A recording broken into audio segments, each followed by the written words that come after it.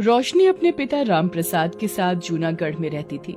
रोशनी की माँ नहीं थी तो उसके पिता चाहते थे कि कॉलेज की पढ़ाई के बाद उसकी शादी कर दे, जिससे वो चिंता मुक्त हो जाए। रोशनी बिटिया, मैं चाहता हूँ आने वाले बैसाख में कोई अच्छा रिश्ता मिल जाए तो तेरी शादी कर दूं बेटी।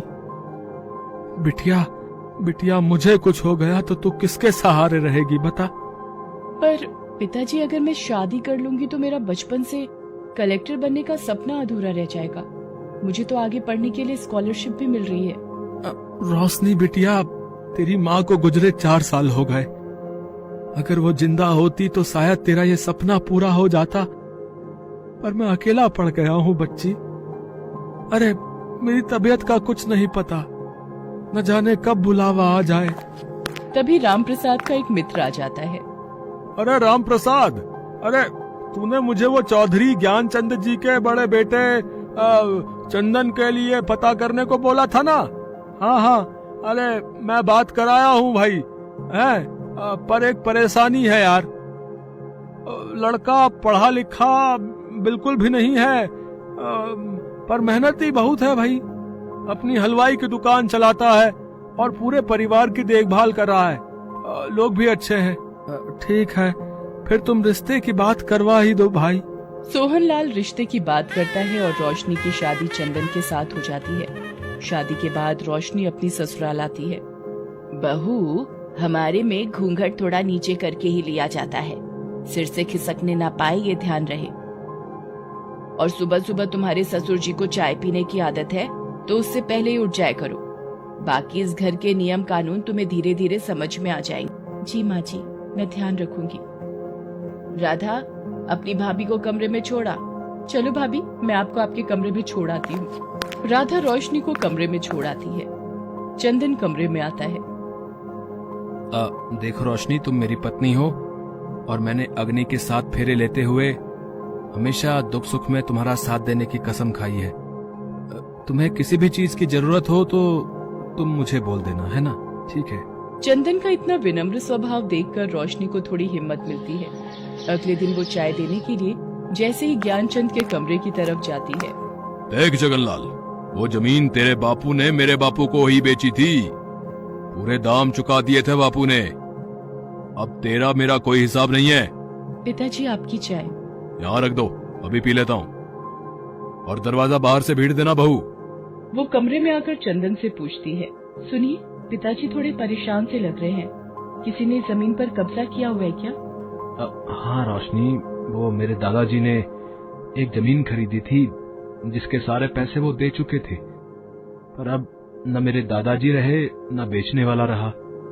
अब उनका बेटा इस बात के लिए पंगा डाल रहा है कि पैसे कम दिए थे। दादाजी को झूठा साबित किया जा रहा है। रोशनी घर के कामों में लग जाती है। चंदन दुकान चला जाता है। एक दिन चंदन अलमारी में से कुछ ढूंढ रहा था। अरे रोशनी, मेरी एक दुकान के हिसाब की किताब कहीं रखी थी, कहीं देखी तुमने? चंदन भैया, भाभी तो माँ के साथ मंदिर गई है। कोई नहीं, मैं ढूंढ लेता हूँ। चलो तुम अपना काम करो। अरे ये कॉपी कैसी है? राधा को पूछता हूँ, कहीं उसने मेरी अलमारी में तो नहीं रख दी गलती से। राधा, इधर आ। ये कॉपी तेरी है क्या? मेरी अलमारी में रखी थी। नहीं भैया, ये तो किसी की डायरी लगती है। इसमें तो कुछ लिखा है। मैं कलेक्टर बनना चाहती थी। मेरा बचपन से सपना था कि मैं बड़ी होकर कलेक्टर बनूं, पर पिताजी ने अपनी बीमारी के चलते मेरी शादी कर दी। मेरा कलेक्टर बनने का सपना पूरा नहीं हो सका। रोशनी। भैया, ये तो रोशनी भाभी की डायरी है। भाभी कलेक्टर बनना चाहती हैं। क्या? रोशनी कलेक्टर बनना चाहती थी? चंदन इसी सोच में डूब जाता है। रोशनी कमरे में आती है। रोशनी, ये तुम्हारी डायरी मिली अलमारी में। तुमने बताया नहीं कि तुम कलेक्टर बनना चाहती थी। क्या बताती आपको? शादी के बाद पता ही नहीं चला कब अपना सपना भूल गई।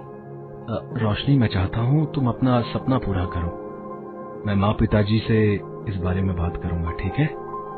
चंदन हिम्मत करके अपने माँ और पिता से इस बारे में बात करता है। ये तू क्या बोल रहा है चंदन? अब हम बहू को ये सब करने दे? यानी कि तू चाहता है वो कलेक्टर बहू बने? चंदन, हमारे समाज में बहुओं को ज्यादा पढ़ाया लिखाया नहीं जाता। ये बात मैं कभी नहीं मानूंगा। चंदन चाहता था कि वो रोशनी का साथ दे, इसलिए उसने सोचा, रोशनी, तुम अपनी पढ़ाई करोगी और कलेक्टर बनोगी, चाहे इसके लिए मुझे किसी से भी बैर लेना पड़े। पर आप ये सब क्यों कर रहे हैं? रोशनी, तुम मेरी पत्नी हो, मैं तुमसे प्यार करता हूँ। तुम्हारा सपना आज से मेरा सपना है। हम माँ पिताजी को पता नहीं चलने देंगे। तुम चुपचाप अपनी पढ़ाई पूरी करो। चंदन के कहने पर रोशनी दोबारा अपनी पढ़ाई शुरू करती है। चंदन रोशनी का बहुत साथ देता था। रोशनी दिन भर घर के काम करती और रात में जब सब सो जाते थे तो वो पूरी रात पढ़ाई करती थी। धीरे धीरे वक्त बीता। रोशनी की परीक्षा आने वाली थी। चंदन को फिक्र थी कि रोजाना वो रोशनी को क्या बहाना करके परीक्षा देने भेजेगा। वो दुकान पर बैठा यही सोचता रहा। तभी उसे एक उपाय सूझा। माँ, मैं रोशनी के साथ कुछ दिनों के लिए कहीं घुमाऊं, अगर आप कहो तो। हाँ हाँ, घूमा। मैंने कौन सा तेरे हाथ पकड़े हुए हैं? जहाँ मर्जी अपनी बीवी को लेकर जा। चंदन कमरे में आता है। वो रोशनी से कहता है, रोशनी, तुम सामान बांध लो। हम कहाँ जा रहे हैं ये मैं रास्ते में बताऊं। माँ जी, हम चलते हैं। पिताजी, हम कुछ दिनों में लौट आएंगे हैं। चंदन रोशनी को लेकर उसके पिता के पास पहुँचता है। अरे दामाद जी आप, अरे रोशनी बिटिया अचानक। मैं चाहता हूँ रोशनी यहीं रहकर अपनी परीक्षा दे। रोशनी अपने पिता को सारी बात बताती है, जिसे सुनकर रामप्रसाद की आंखों में भी खुशी के आंसू आ जाते हैं। मेरी बेटी ने जरूर पिछले जन्म में अच्छे कर्म किए होंगे, जो तुम जैसा देवता पति इसको मिला है। रोशनी और चंदन वहीं रहने लगते हैं। रोशनी सारा ध्यान अपनी परीक्षा में लगाती है। चंदन तो एक हलवाई था, उसे खाना बनाना आता था, इसलिए वो रोशनी के लिए खाना पीना सब बनाता था। ये देखकर रोशनी की आंखें भी कभी कभी नम हो जाती थी। एक दिन रोशनी परीक्षा देकर आ रही होती है। ए भाई, अरे सुन, अरे ये तो अपने चौधरी ज्ञानचंद की बहू दिख रही है? हाँ यार, लग तो वही रही है। अरे ये इसके हाथ में कॉपी किताबें हैं यार, जैसे कोई पढ़ाई करके आ रही हो। क्या चक्कर है? चल चल, मालिक को बताते हैं, चल चल। ये लोग चौधरी के दुश्मन जगनलाल के आदमी थे, जिससे चौधरी की जमीन की बहस चल रही है। वो जाकर जगनलाल को सारी बात बताते हैं। अच्छा, तो चौधरी की बहू अब पढ़ने निकली है। जगनलाल चौधरी ज्ञानचंद को फोन करके रोशनी के लिए भड़काता है। ये सुनकर चौधरी ज्ञानचंद गुस्से में आ जाता है। सुमित्रा, हमारी पीठ पीछे चंदन क्या करतूत कर रहा है, ये मुझे जगनलाल ने बता दिया है। अरे तुम उसकी बातों पर विश्वास करने की जगह चंदन को फोन लगाओ। चंदन तो अभी कहाँ है?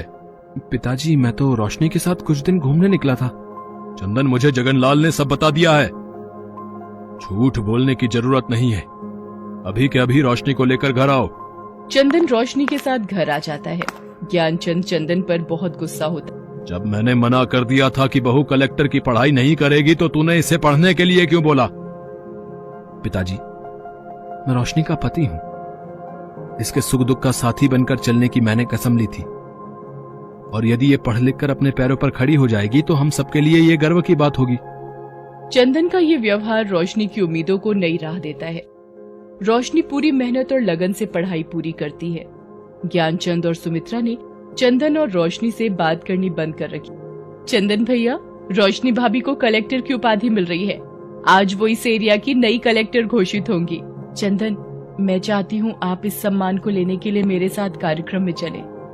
आप इस उपाधि के असली हकदार हैं। रोशनी ज्ञानचंद और सुमित्रा का आशीर्वाद लेने जाती है, पर वो दोनों मुंह फेर लेते हैं। रोशनी चंदन और राधा के साथ कार्यक्रम में जाती है और शपथ ग्रहण करती है। रोशनी को कलेक्टर की उपाधि मिल जाती है। चंदन रोशनी के कलेक्टर बनने पर बहुत खुश था। रोशनी अपनी नौकरी संभालने लगती है। एक दिन ऑफिस में, शर्मा जी, सारी फाइलें लेकर मेरे पास आइए। ये जगनलाल के पिताजी ने तो सारे पैसे ले रखे हैं। इसमें लिखा है, इसका मतलब पिताजी के पास कोई लिखत पढ़त थी नहीं। जगनलाल झूठा केस बना रहा है। घर जाकर रोशनी ज्ञानचंद और चंदन को वो डॉक्यूमेंट दिखाती है जो कई साल पहले जमा हुए थे, पर ज्ञानचंद से उसकी ओरिजिनल कॉपी खो गई थी। आज रोशनी को उसकी कॉपी ऑफिस में मिल गई थी। इसी सबूत की तो मैं तलाश कर रहा था बहू, पर मेरे हाथ ये कागज नहीं लग पा रहे थे। रोशनी, हमें माफ कर दो। तुम तो हमारे घर में एक नई रोशनी बनकर आई हो। खुश रहो बहू। कोर्ट में रोशनी सारे सबूत पेश करवाती है और ज्ञानचंद को अपनी जमीन वापस मिल जाती है। जगनलाल का झूठ पकड़ा जाता है। रोशनी पूरी जिम्मेदारी के साथ अपने कलेक्टर के पद को संभालती है। एक कलेक्टर बहू पर पूरा परिवार गर्वित होता है।